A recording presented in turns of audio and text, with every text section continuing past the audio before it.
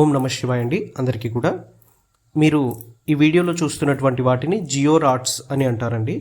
ఈ జియో రాడ్స్ని మనం ఎందుకు ఉపయోగిస్తామంటే, మనం ఇల్లు వాస్తు ప్రకారం దోషపూరితంగా కట్టినప్పుడు కానీ, మన ఇంటి పరిసరాలలో దోషాలు ఉన్నప్పుడు కానీ, మనం ఇంట్లో ఉంచేటువంటి వస్తువులలో లోపాలు ఉన్నప్పుడు కానీ, మనం నివసిస్తున్నటువంటి ఇంటి కింద నుంచి నెగిటివ్ ఎనర్జీ వస్తున్నప్పుడు కానీ, ఆ నెగిటివ్ ఎనర్జీ అనేది మనకు మెయిన్గా మన యొక్క శారీరకంగా, మానసికంగా మనపై, మన ఆరోగ్యంపై ఎఫెక్ట్ చూపిస్తున్నప్పుడు, మన కుటుంబ సంబంధాలపై ఎఫెక్ట్ చూపిస్తున్నప్పుడు, మన యొక్క ఆర్థిక పరిస్థితిపై ఎఫెక్ట్ చూపిస్తున్నప్పుడు, ఆ యొక్క నెగిటివ్ ఎనర్జీ అనేది మనకు ఇంట్లో ఎక్కడైతే జనరేట్ అవుతూ ఉంటుందో, ఆ జనరేట్ అయ్యే చోట ఈ యొక్క జియో రాడ్ని ఉంచడం వల్ల ఈ జియో రాడ్ అనేది ఆ యొక్క దోషాన్ని ఇది తీసేసుకొని ఆ యొక్క నెగిటివ్ ఎఫెక్ట్ మనపై, మన లైఫ్పై ఎఫెక్ట్ చేయకుండా చూస్తూ ఉంటుందన్నమాట. అయితే ఈ జియో రాడ్స్ అనేటివి మన ఇంట్లో ఏ మూలలో, ఏ దిశలో ఆ నెగిటివ్ ఎనర్జీ జనరేట్ అవుతుంది అనే దాన్ని బట్టి ఈ యొక్క జియో రాడ్ ఏ లోహంలో